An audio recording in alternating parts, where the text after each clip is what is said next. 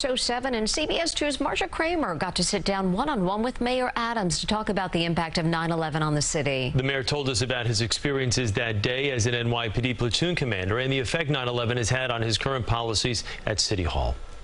It never left. It never left.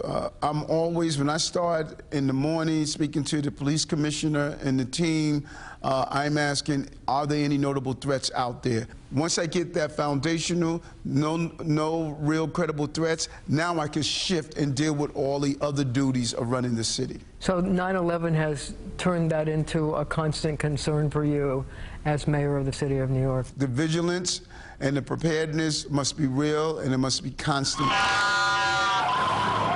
It was primary day when terrorists attacked New York City, and Eric Adams, Police Lieutenant Eric Adams, was helping a friend distribute political leaflets on the Upper West Side. He saw the attack on a TV in a local store and knew he had to get back to his Brooklyn precinct to report for duty. I first tried to take the train, but the service was closed off, and we just started to walk downtown. It was nearly 15 miles from the Upper West Side to the 88th precinct in Brooklyn, the truck taking him over the Manhattan Bridge. I just saw people in all sorts of dust and particles. The realization that the buildings collapsed had not settled in yet. I just thought it was the smoke and the soot coming from the airplanes hitting the buildings. When was the first time you went to Ground Zero? That evening. The ground was smoldering. You still saw the smoke. You saw officers and Marine and National Guard all covered in soot. There was just eerie stillness. It was a clear indication of almost a war zone, of watching. Those buildings were gone. The mayor says he worried about the safety of his brother Bernard, who was also a cop, and because the phone service was down, letting his mother know that he was okay.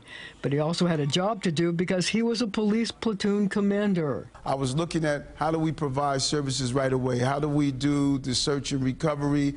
How do we secure the area? How do we look at the manpower? Now that he's mayor, Adams says he worries about other terrorist threats.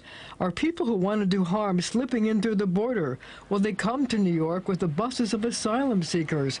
He also worries about the first responders who got sick trying to help the city recover.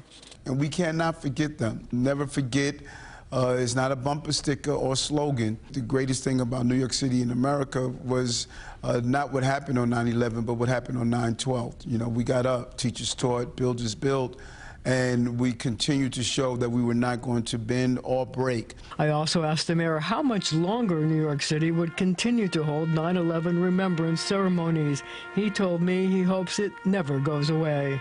I'm Marcia Kramer, CBS 2 News.